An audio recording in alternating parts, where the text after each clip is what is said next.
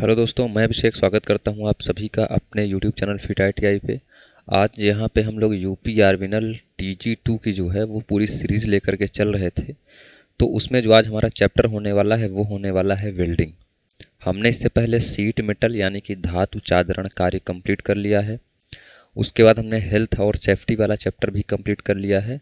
और एक चैप्टर हमने बीच में और कंप्लीट किया है। आप लोग अगर क्लास लिए होंगे तो आपको याद होगा, तो वो लोग भी जो है आप लोग देख लीजिएगा। सारी क्लासेस 3 से 4 क्लासेस हो गई हैं, वो आप लोग देख लीजिएगा, ठीक है।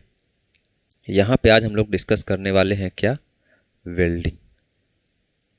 वेल्डिंग के बारे में हम थोड़ा सा यहाँ पे डिस्कस करें उससे पहले थोड़ा सा आपको थ्योरी बताना चाहेंगे कि वेल्डिंग होती क्या है, क्या कैसे हम लोग करते हैं। तो वेल्डिंग जो होती है, वेल्डिंग मेटल या नॉन मेटल जो होते हैं उनको आपस में जोड़ने की एक प्रक्रिया है, यानी कि मेटल ज्वाइनिंग प्रक्रिया जो है वो वेल्डिंग होती है, ठीक है।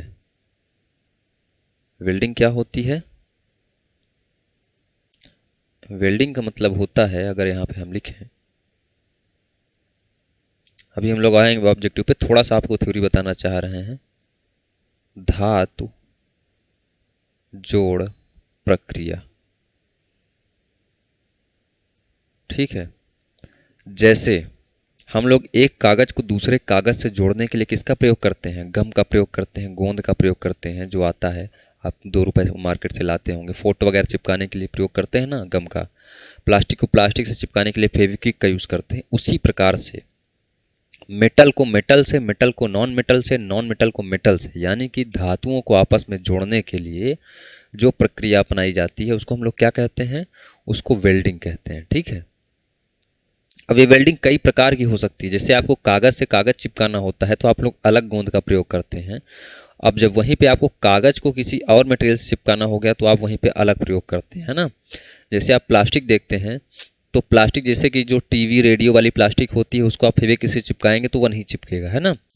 वहीं पे कोई दूसरी प्लास्टिक होगी वो फेविक्विक से चिपक जाएगा। कोई और प्लास्टिक होगी वो क्या होगा, फेविक्विक डालेंगे आप तो गल जाएगा।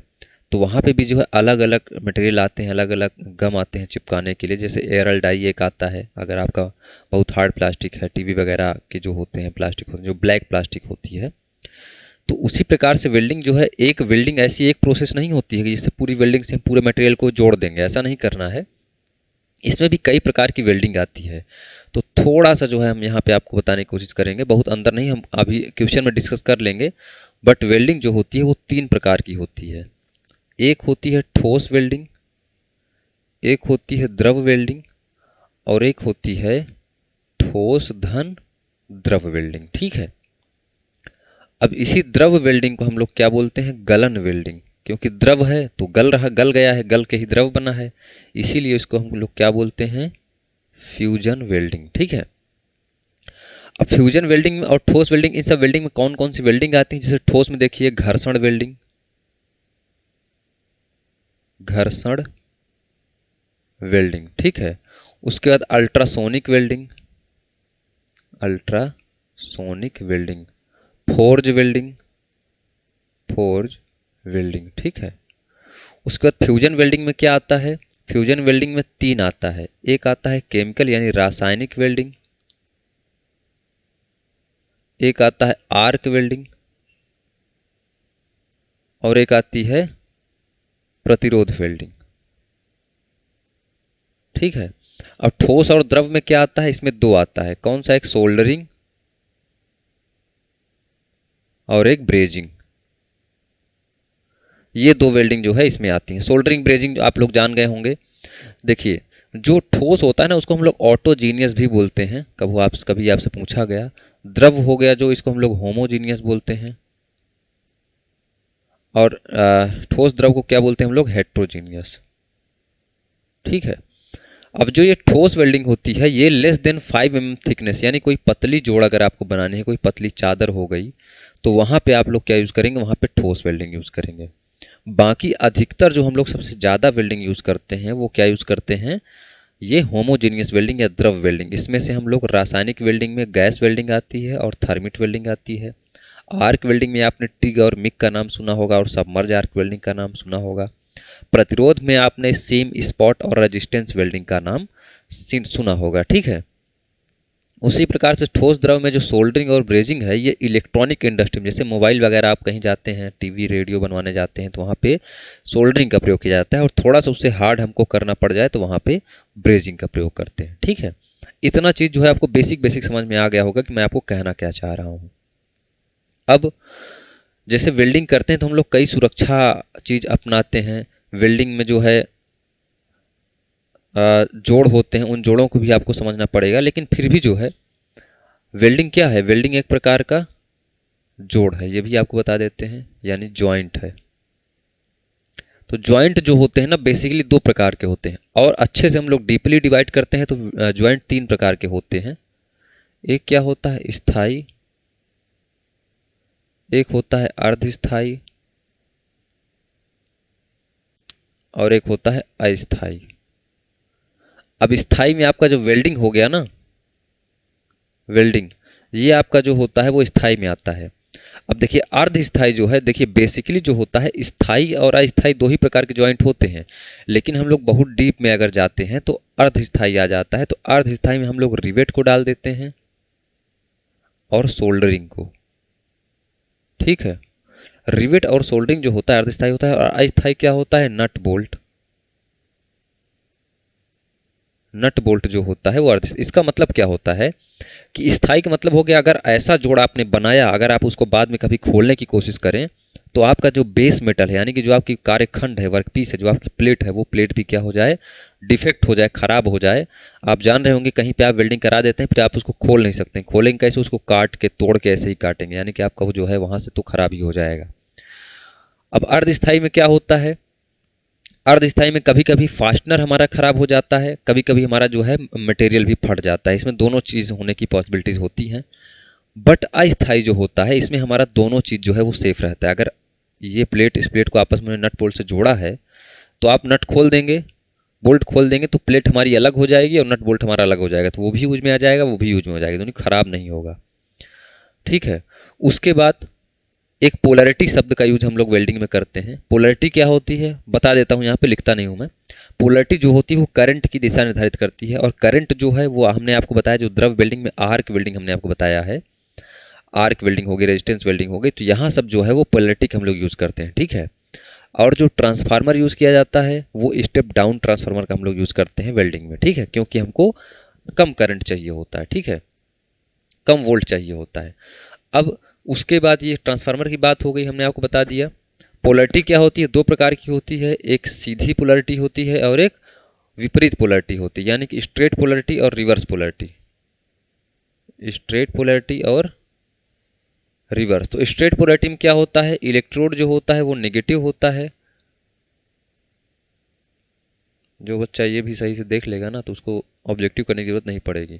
इलेक्ट्रोड जो होता है वो नेगेटिव होता है, और वर्कपीस क्या होता है, पॉजिटिव होता है। किसमें, स्ट्रेट पोलैरिटी में। इसको याद कैसे रखना है, EWS। ठीक है, EWS एक कैटेगरी बनाई गई है अभी। तो यस से स्ट्रेट पोलैरिटी, ई में देख रहे हैं आप ऐसे ऐसे लाइन है, तो एक लाइन और खींच दीजिए। ठीक है, तो ई नेगेटिव हो गया, याद करिएगा इसको, कुछ और मत सोचिएगा। ठीक है, कि कॉन्सेप्ट नहीं है ये। और रिवर्स पोलैरिटी में क्या है, इसका जस्ट उल्टा हो जाएगा, इलेक्ट्रोड जो है वो पॉजिटिव हो जाएगा, वर्कपीस जो है वो नेगेटिव हो जाएगा, तो क्या कहलाएगा, वो रिवर्स पोलैरिटी कहलाएगा। ठीक है, स्ट्रेट पोलैरिटी को हम लोग क्या बोलते हैं, इलेक्ट्रोड नेगेटिव वर्क पॉजिटिव भी बोलते हैं। ठीक है, जो है वही नाम दे देते हैं इसको, पोलैरिटी हो गया। अब जो है हम लोग शुरू करते हैं अपनी वेल्डिंग्स को। ठीक है, चलिए पहला क्वेश्चन क्या है आपका, आर्क वेल्डिंग के मामले में व्यक्ति को आँखों की रक्षा के लिए उपयोग करना चाहिए। तो वेल्डिंग देखिए, आर्क वेल्डिंग जो आप मार्केट में जाते हैं तो एक मशीन चालू करके जो है वो वेल्डिंग करता है। अगर उसके पास जनरेटर की मशीन नहीं होती है, तो अगर विद्युत की सप्लाई नहीं होती है, तो जनरेटर एक होता है, जनरेटर मशीन सेट यूज़ करता है। ठीक है, ये पूछ सकता है आपसे कि विद्युत की सप्लाई ना होने पर आर्क वेल्डिंग कैसे की जाती है, तो मोटर जनरेटर सेट के द्वारा किया जाता है। ठीक, इंजन जनरेटर सेट। ठीक है, बिना इंजन के कैसे चलेगा मोटर। तो आर्क वेल्डिंग के मामले में व्यक्ति की आंखों की रक्षा के लिए क्या उपयोग करना चाहिए, तो देखिए ये जो यहाँ पे सन ग्लास दिया है, ये तो सिर्फ सूर्य की रोशनी के लिए बचाएगा। अब आँखों के लिए मास्क तो यूज़ होगा नहीं। साफ चश्मा जो होता है वो ग्राइंडिंग में हम लोग यूज़ करते हैं। किस में यूज़ करते हैं, ग्राइंडिंग में। ठीक है, क्योंकि ग्राइंडिंग में सिर्फ चिंगारियाँ ही निकलती हैं, लेकिन वेल्डिंग से क्या होती है, डार्क स्क्रीन ग्लास हम लोग यूज़ करते हैं, और इसमें इससे निकलती क्या है वेल्डिंग से, यूवी रेज, ठीक है। अल्ट्रा वायलेट किरणें जो है निकलती हैं, और इंफ्रारेड भी निकलती है। ये भी आपसे पूछा जा सकता है किसी भी इंटरव्यू में। ये जो मैं क्लास ले रहा हूँ ये यूपी आर्मी के लिए नहीं, फिटर की कोई भी आप एग्ज़ाम देने जाएंगे तो बहुत बेहतरीन तरीके से मैं यहाँ पे डिस्क्राइब कर रहा हूँ, किसी ने भी शायद ऐसे डिस्क्राइब नहीं किया होगा। आगे कर सकते हैं तो बात की बात है, ठीक है। अब पूछा जा रहा है दूसरा क्वेश्चन, कौन सा कथन गलत है। ऑक्सीजन ज्वलनशील नहीं है, ऑक्सीजन ज्वलनशील नहीं है, तो ऑक्सीजन जो है वो ज्वलनशील नहीं होता है, ठीक है, जलने में सहायता प्रदान करता है। तो ये कथन जो है सही है, बहुत ही कंफ्यूजिंग पॉइंट है ये, इसको बहुत ध्यान से पढ़िएगा। ऑक्सीजन ज्वलनशील नहीं होता है, ठीक है, ऑक्सीजन जो है वो जलने में सहायक होता है, ज्वलनशील तो अन्य उपकरण होते हैं जैसे फ्यूल वगैरह हो गए, पेट्रोल डीजल, वो सब ज्वलनशील होते हैं, ठीक है। ये जलने में सहायता प्रदान, ये सही है आपका, ठीक है। इसमें पूछा क्या है, गलत पूछा है। वेल्डिंग करते समय व्यक्तिगत सुरक्षा उपकरण पहनने की आवश्यकता होती है। तो वेल्डिंग करते समय ये भी जो है आपका सही है भाई, वेल्डिंग करेंगे आप तो आप व्यक्तिगत सुरक्षा नहीं करेंगे, बिल्कुल करेंगे, तो ये भी सही है। इसमें पूछा क्या है, गलत कौन सा है, आपको ये ढूंढना है। सिलेंडरों को मूव करते समय ट्रॉली का उपयोग करना चाहिए, सही बात है। सिलेंडर को हटाने के लिए एक दूसरे जगह से एक छोटी सी ट्रॉली की रैक होती है, उसमें रख के आप जो है आगे पीछे कर सकते हैं।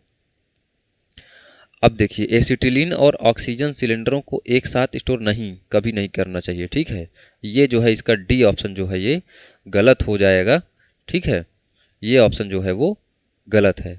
इसमें पूछा जा रहा है कि एसिटिलीन और ऑक्सीजन सिलेंडर को एक साथ स्टोर करना चाहिए, नहीं, नहीं करना चाहिए, ये गलत बता रहा है। तो दो का जो करेक्ट आंसर हो जाएगा वो डी हो जाएगा, ठीक है। अभी हमने आपको बताया था जो वहाँ पे स्थाई अर्ध स्थाई, तो वहाँ पे जो टेम्परेरी का मतलब था वो क्या था, अस्थाई था, और परमानेंट मतलब स्थाई होता है। तो ये तो आप लोग जानते ही होंगे, ठीक है। बट आप लोग कोशिश करिए कि सारी चीज़ें आप लोग इंग्लिश में याद करने की कोशिश करिए, ठीक है। तो टेम्परेरी ज्वाइंट इसमें से कौन सा है, तो वेल्डेड ज्वाइंट परमानेंट था, रिवेटेड ज्वाइंट हमने आपको सेमी परमानेंट ज्वाइंट में बताया था, शोल्डर ज्वाइंट भी जो था किसमें था, सेमी परमानेंट ज्वाइंट था। अब देखिए, हमने आपको बताया था ना कहीं कहीं की जो है दो ही ज्वाइंट मानता है, एक क्या मानता है, परमानेंट, एक होता है अस्थाई, ठीक है, टेम्परेरी को अस्थाई बोलते हैं।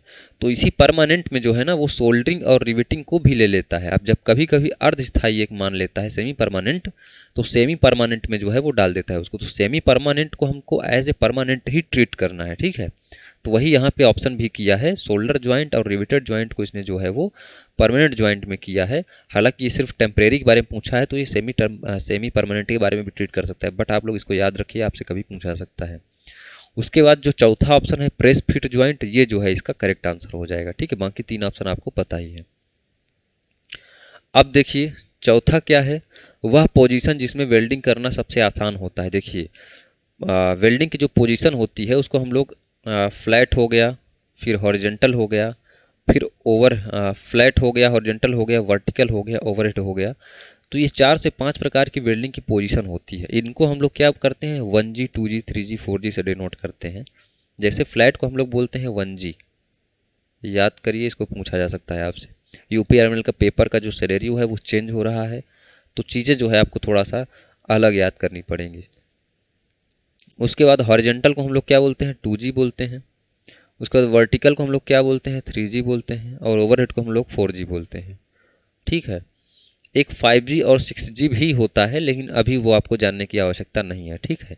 जब क्लॉक वाइज हम लोग वेल्डिंग करते हैं, 6 से लेकर के 12 9 3 ऐसे क्लॉक वाइज जब भी करते हैं हम लोग वहाँ पे, तो उसको हम लोग क्या बोलते हैं, 5G वेल्डिंग बोलते हैं, ठीक है। क्लॉक वाइज को क्लॉक वाइज वेल्डिंग, ठीक है। उसके बाद 6G किसको बोलते हैं हम लोग, 45 डिग्री पे हम लोग कोई 45 डिग्री पे एंगल पे जो है कोई बॉडी रख के हम लोग जो है जब वेल्डिंग करते हैं तो उसको हम लोग 6G बोलते हैं, ठीक है। उसके बाद अब हम लोग आ जाते हैं छठे क्वेश्चन पे, कौन सा था, पांचवा था, पांचवा भी बचा हुआ है। यदि एक श्रमिक बिजली के झटके से पीड़ित है तो उसे, अब एक श्रमिक बिजली से झटके से पीड़ित है, ये क्वेश्चन बोरिंग टेक्नीशियन में आया हुआ था। तो एल्कोहलिक पेय पिलाना चाहिए, कोल्ड ड्रिंक देना चाहिए, चलने को कहना चाहिए, ये सब सब आप लोग जान ही रहे हैं। उसे गर्म रखना चाहिए और ढकना चाहिए, ठीक है। अब अल्कोहल तो आपको देना नहीं है उसको, कोल्ड ड्रिंक भी नहीं पिलाना है, चलने को भाई वो उसको करंट मार दिया तो आप उसको तो टहलाएंगे थोड़ी। तो इस तरह से जो है आपको क्वेश्चन करने हैं। अब आते हैं हम लोग छठे क्वेश्चन पे। वेल्डिंग शॉप में किस प्रकार के फायर एक्सटिंग्विशर का प्रयोग किया जाता है, ठीक है। तो फायर के बारे में हमने आपको पहले क्लास में बताया था। एक क्लास जो है अभी इसके प्लेलिस्ट में आप लोग जाएंगे इस चैनल के, तो एक क्लास हमने बताया है, उसमें हमने फायर एक्सटिंग्विशर जो भी मतलब कि फायर को बुझाने के लिए काम में आते हैं, जितनी भी 4 से 5 प्रकार की आगें होती हैं सभी के लिए अलग अलग होती हैं चीज़ें, तो हमने आपको वहाँ पे बताया हुआ है, ठीक है। फिर भी वेल्डिंग शॉप में हम लोग जो यूज़ करते हैं वो हम लोग CO2 एक्सटिंग्विशर यूज़ करते हैं, क्योंकि वेल्डिंग शॉप में जो है वो गैसों से भी आग लग सकती है, ठीक है, तेलों से भी लग सकती है, और साथ साथ इलेक्ट्रिक शॉर्ट से भी जो है आग लग सकती है, ठीक है। तो हम लोग ऐसा यूज करेंगे जो सब में काम आ जाए लगभग लगभग। उसके बाद 7वां क्वेश्चन क्या है। इलेक्ट्रिक आर्क वेल्डिंग में प्रयोग की जाने वाली आर्क होती है। हमने आपको शुरू में बताया था कि हम लोग स्टेप डाउन ट्रांसफार्मर का यूज़ करते हैं, क्योंकि हमको लो वोल्टेज चाहिए होता है, ठीक है। लो करंट नहीं बताना है, हमने आपको पहले करंट बोला था, फिर हमने आपको तुरंत बताया कि लो करंट नहीं, लो वोल्टेज मारना है हमेशा। क्योंकि देखिए, मान के चलिए कि 200 से 300 वोल्टेज जो है आपके जो घर में या शहर में या आपके घर के आसपास जो ट्रांसफार्मर लगा होता है बड़ा सा, वहाँ से जो है 200 से 250 वोल्टेज जो है आपके यहाँ जो है घर के सामने से वायर से निकलता है, ठीक है। 220 वोल्टेज मैं मानता हूँ। उसके बाद जो है आप लेकर के आते हैं, फिर वहाँ पे आप क्या करेंगे, वहाँ पे एक छोटा सा स्टेप डाउन ट्रांसफार्मर लगाएंगे, तब जो है आप उसको वोल्टेज को घटाते हैं, ठीक है। तो लो वोल्टेज और हाई करंट डिस्चार्ज का हम लोग प्रयोग करते हैं आर्क वेल्डिंग में, हमेशा इसको याद रखिएगा आप लोग। उसके बाद अगला क्वेश्चन है, निम्नलिखित में से कौन से प्रकार का ट्रांसफार्मर, ये देखिए वही क्वेश्चन आ गया फिर से, ठीक है। स्टेप डाउन ट्रांसफार्मर, हमको हमेशा जो है वोल्टेज कम करना है। उसके बाद 9वां क्वेश्चन क्या है, वेल्डिंग मशीन जिसका प्रयोग AC वेल्डिंग सप्लाई को DC वेल्डिंग सप्लाई में परिवर्तित करने के लिए किया जाता है। तो देखिए, जब भी आपको AC से DC में कन्वर्ट करना होगा तो आप लोग क्या यूज करेंगे, रेक्टिफायर यूज करेंगे, ठीक है। AC से DC, वही DC से AC में कौन कन्वर्ट करता है, डायनमो, डायनमो, ठीक है। तो ये आपको ध्यान देना है कि रेक्टिफायर से हम लोग जो है AC को DC में कन्वर्ट करते हैं, ठीक है। अब देखिए, DC वेल्डिंग में पोलैरिटी में परिवर्तन के कारण बेस धातु और इलेक्ट्रोड के बीच ताप विभाजन संभव होता है। ताप का विभाजन कितना होता है, देखिए हमने आपको वहाँ पे जो पोलैरिटी बताई हुई थी, उस पोलैरिटी को आप लोग समझिएगा। पोलैरिटी में क्या होता है कि जब हम लोग DC वेल्डिंग का प्रयोग करते हैं ना, तो वहाँ पे क्या करते हैं हम लोग, बेस धातु और इलेक्ट्रोड, ठीक है। तो जो बेस मेटल होता है उसमें हम लोग क्या देते हैं, 66% हीट जो है उसको हम लोग देते हैं, और 33% जो है हीट इलेक्ट्रोड को देते हैं, ठीक है। तो यहाँ पे ये देखिए, पॉजिटिव 2/3 और नेगेटिव जो है वो 1/3 हम लोग प्रयोग करेंगे, ठीक है। उसके बाद वेल्डिंग मशीन का साइज जो है वो कैसे निर्धारित किया जाता है। तो वेल्डिंग मशीन का जो भी साइज होगा वो जो उसका करंट जो है बाहर निकलेगा, ठीक है, जो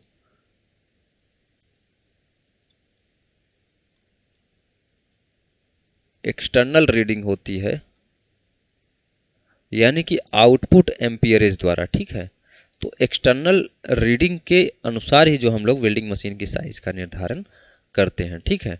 अब इलेक्ट्रोड का साइज जो है वो किस साइज लिया जाता है, किससे, तो उसकी कोर वायर का जो है डायामीटर जो होता है उसके अकॉर्डिंग हम लोग लिखते हैं, ठीक है। इलेक्ट्रोड की जो साइज होती है उसके कोर वायर के डायमीटर के हिसाब से हम लोग सेलेक्ट करते हैं। बहुत सेलेक्टेड और चुनिंदा क्वेश्चन है, इनको आप लोग बहुत ध्यान से याद रखिएगा। उसके बाद 13वां क्वेश्चन क्या है, इलेक्ट्रोड कोटिंग के उद्देश्य में से एक उद्देश्य कौन सा है। तो देखिए, जब भी इलेक्ट्रोड कोटिंग की जाती है तो आर्क को स्टेबलाइज करने के लिए किया जाता है। अब देखिए, आर्क में होता क्या है, आर्क जो होती है वो ब्लो होती है, ठीक है। आर्क ब्लो एक टर्म आता है, आर्क ब्लो होता क्या है, देखिए जैसे मान के चलिए कि आप जो है पानी जो है आप घर में कभी पंपिंग सेट मोटर वगैरह, जब आप छोटा सा पाइप होता है उसको जब आप हाथ से प्रेस करके रखते हैं पानी को, जिससे पानी की धार निकलती है, उससे क्या होता है पानी निकलता रहता है ना। अब जैसे पानी इतने पे आप किए हुए हैं, इतने पे है वो पाइप, ठीक है, तो पानी ऐसे जाता है, कुछ देर के बाद वो ऐसे टेढ़ा हो जाता है, होता है ना।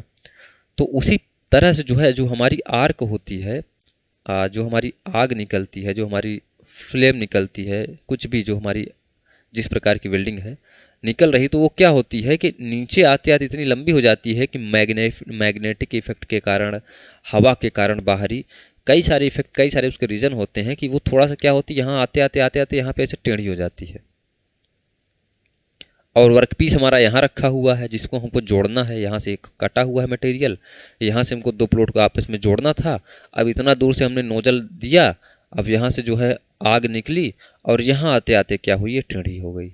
अब जब टेढ़ी हो गई तो यहाँ जाके बेल्ड कर देगी, तो क्या हो गया, हमारा दोष उत्पन्न हो गया। तो उसी को हम लोग आर्क ब्लो कहते हैं, ठीक है।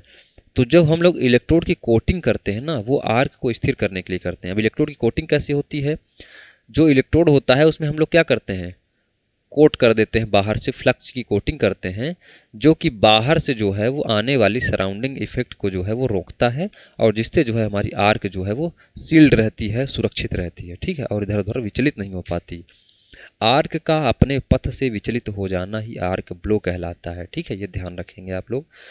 अब हमको ध्यान देना है कि इलेक्ट्रोड की जो उत्पादन की स्टैंडर्ड लंबाई होती है, तो मार्केट में आप कहीं भी जाएंगे तो आपको एक स्टैंडर्ड लंबाई का मिलता है, ठीक है, इलेक्ट्रोड।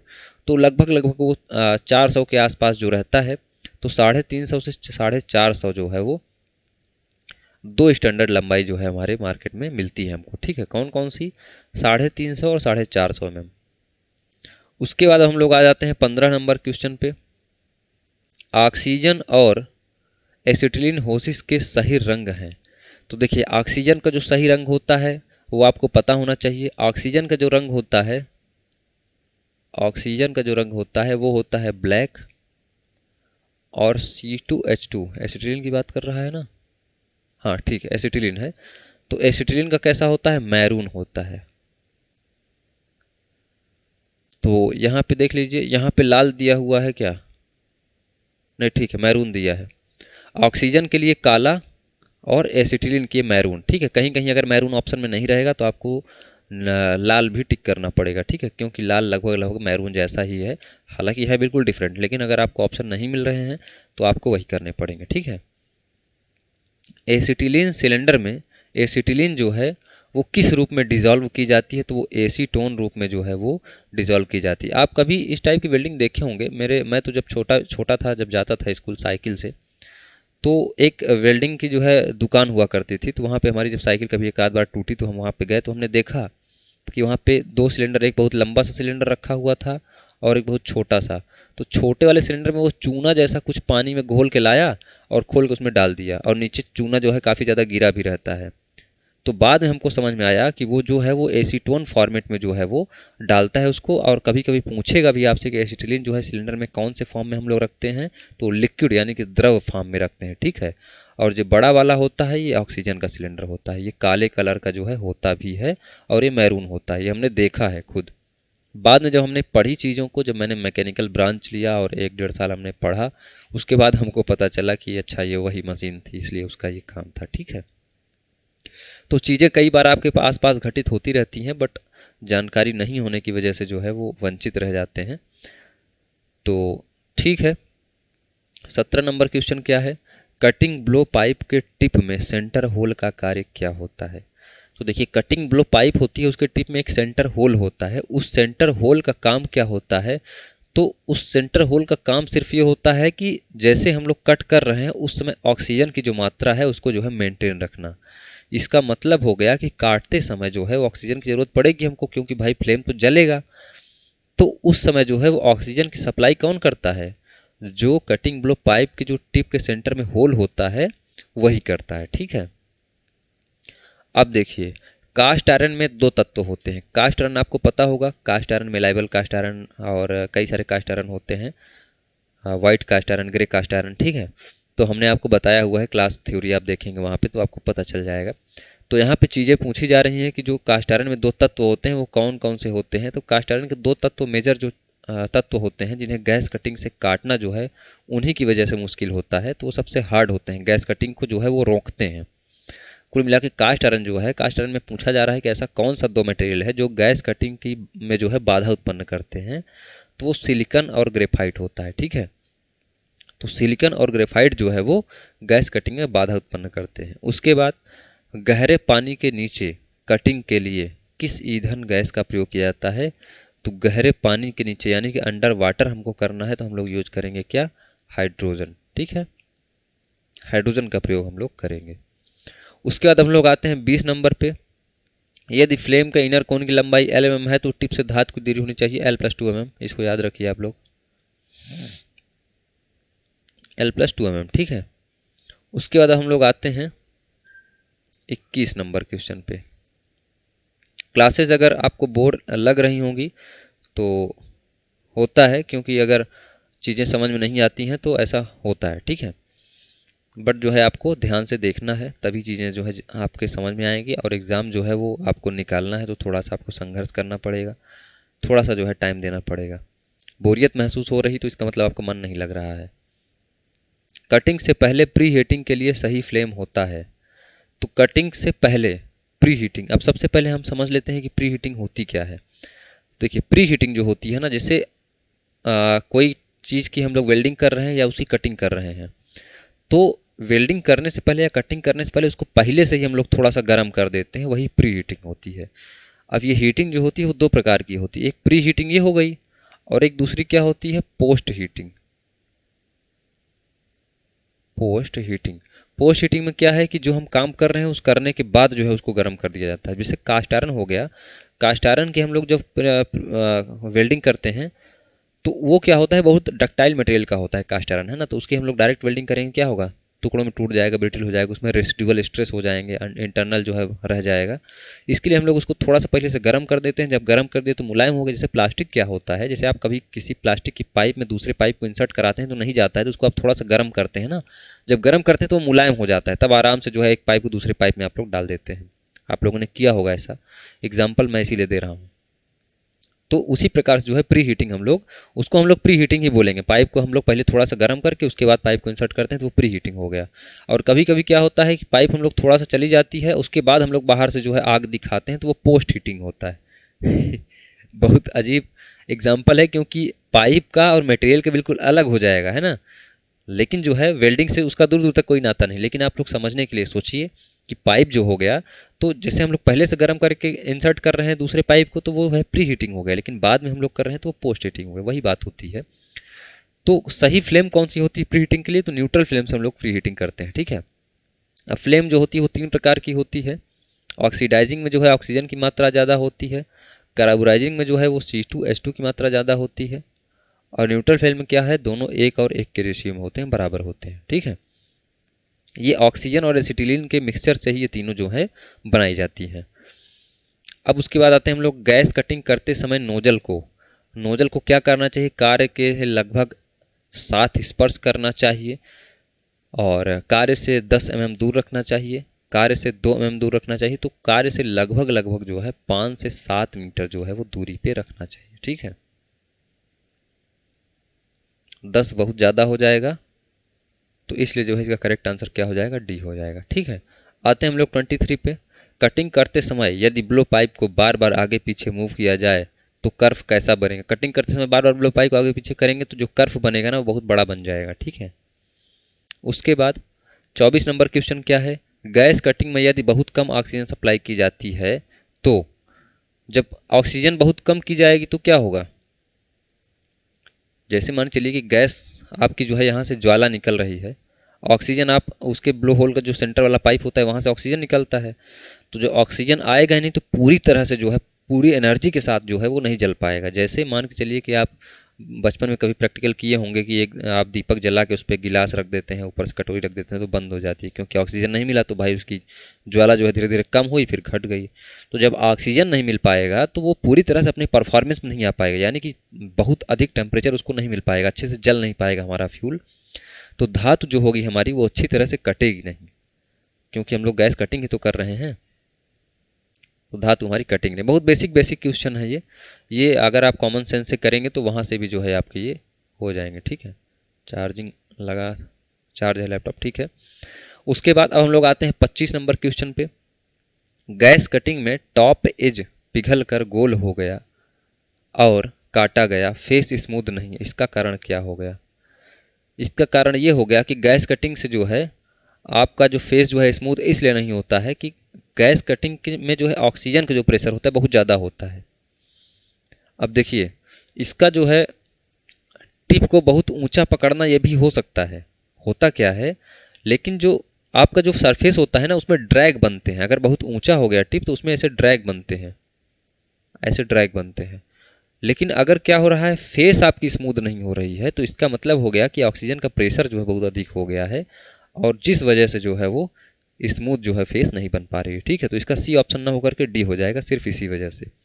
ठीक है, अगर ड्रैग लाइन बनता तो ड्रैग लाइन बन रहा है इसका मतलब कि टिप बहुत ऊंचा हो गया और नीचे आते आते क्या हुआ कि आर्क जो है वो आपकी स्टेबलाइज नहीं हुई और वो इधर उधर मुड़ने लगती है। ठीक है, मैग्नेटिक इफेक्ट या तमाम प्रकार के बाहर एयर से, तो क्या होती है ऐसे ड्रैग लाइन, जिधर वो मुड़ती जाती है उधर ही ड्रैग लाइन बना देती है। अगर इधर आर्क मुड़ रही है तो इधर ड्रैग लाइन बना देगी।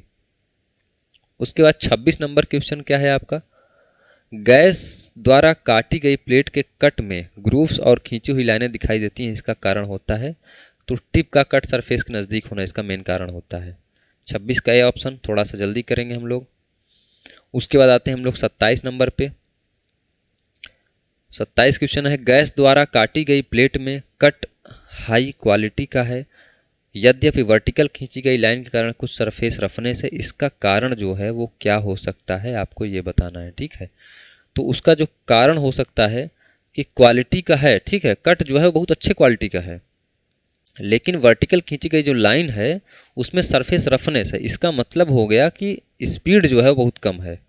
ठीक है, तो इसका जो करेक्ट आंसर हो जाएगा वो सी हो जाएगा। ठीक है, अब आते हैं हम लोग 28 नंबर पे।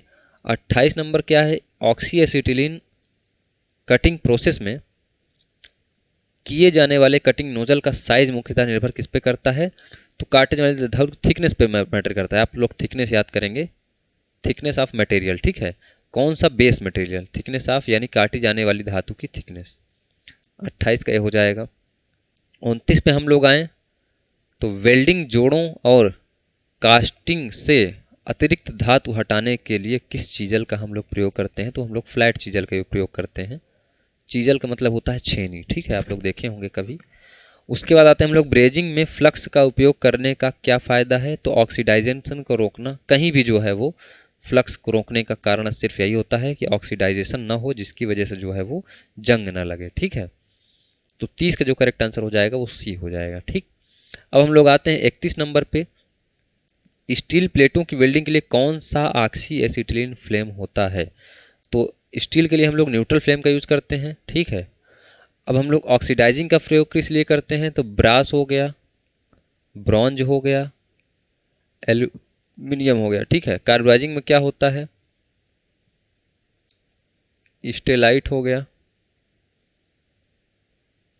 उसके बाद कास्ट आयरन हो गया। इन सब मटेरियल के लिए हम लोग जो है कार्बोडाइजिंग प्रयोग का यूज़ करते हैं। ठीक है, उसके बाद 32 नंबर पे आए अगर, तो ईंधन गैसों वाले सिलेंडर को पेंट किया जाता है। तो ईंधन गैस जिसमें होता है उसको एम्बर से पेंट करते हैं। ठीक है, 32 हो गया।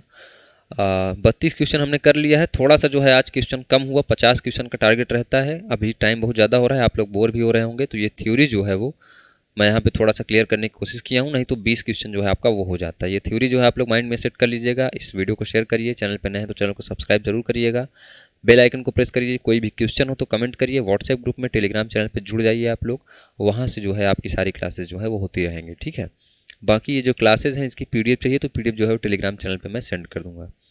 थैंक यू दोस्तों वीडियो देखने के लिए। बाकी वीडियो में कुछ पसंद आया है तो लाइक करके ही जाइएगा।